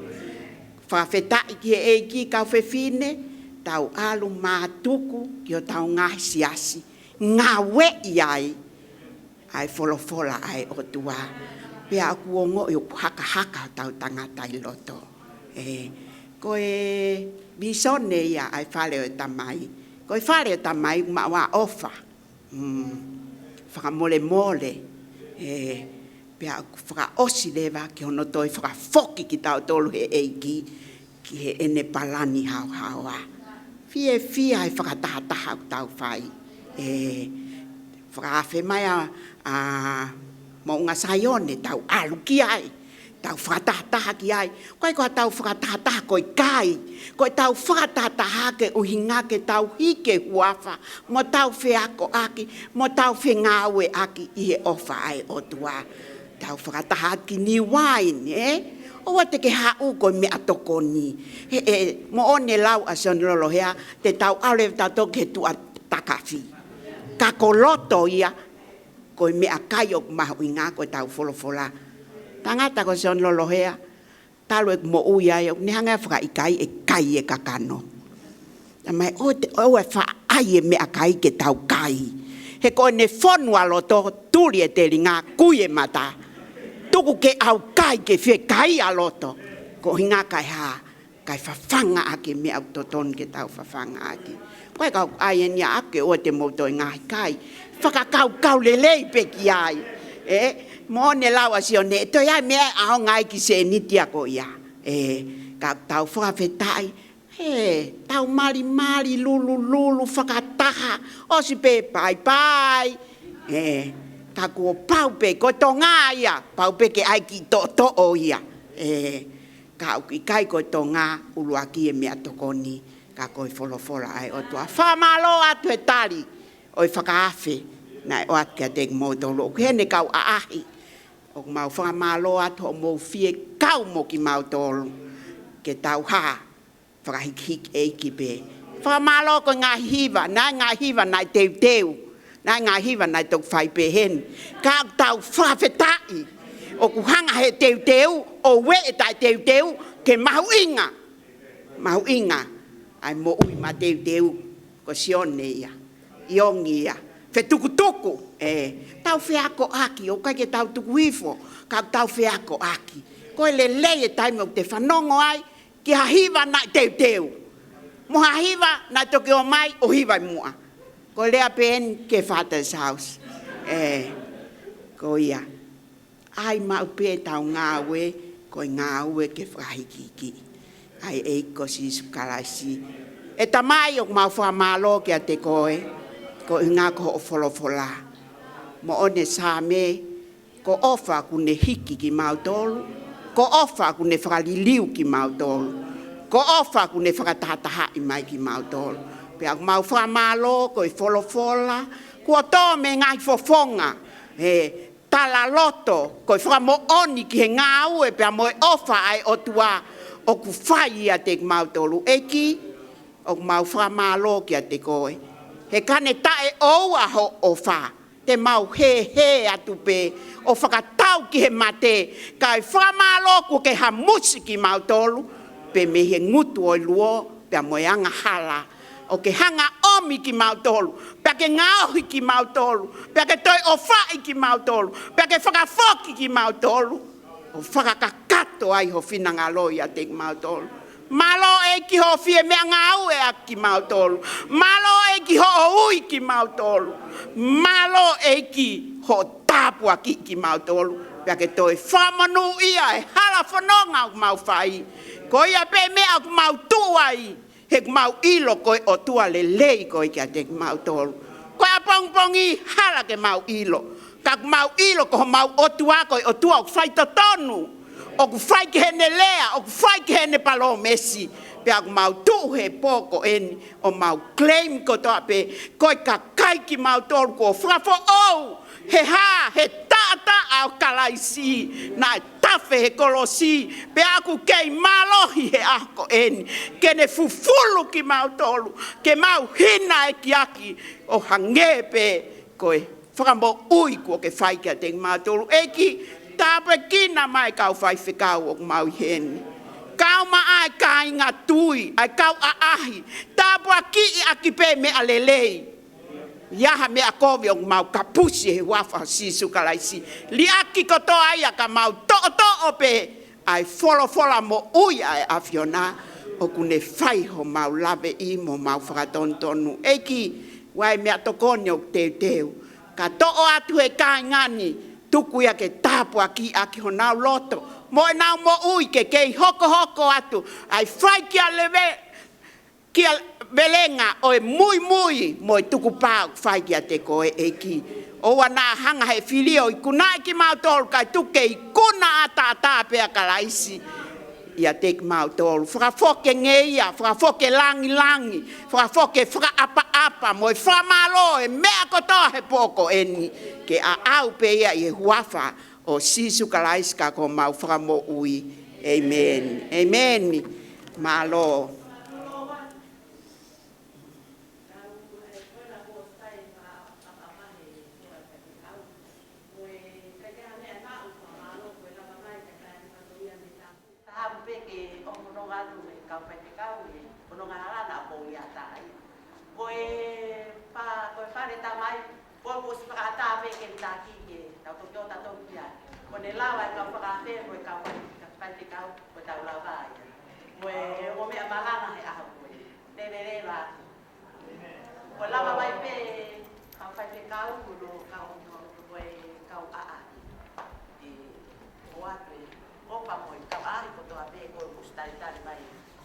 Taki tabriu e mama kau tahine me tu o fononga malo.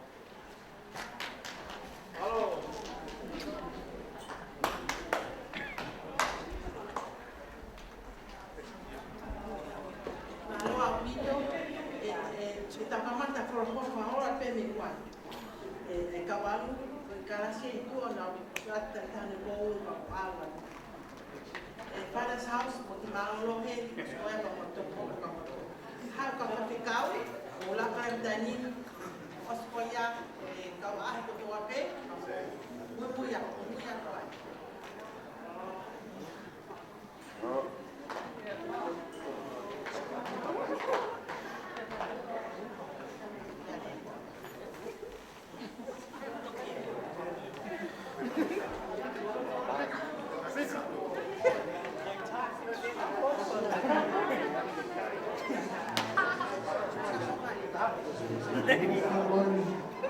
Can all frontline band members please come to the stage? Frontline band. All frontline band members please to the stage.